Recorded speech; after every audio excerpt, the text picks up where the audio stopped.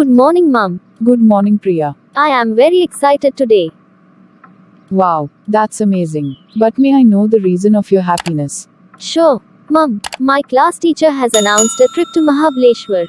A trip to Mahabaleshwar. That's wonderful idea. You will enjoy a lot. Yes, Mum. I will have fun with my friends. By the way, how many friends are coming with you?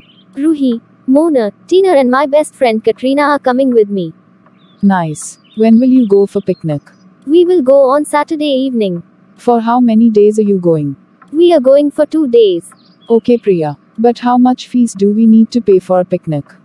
5,000 rupees only. Alright. How much money do you want for expenditure? I want 2,000 rupees only. Mum, please take Dad's permission.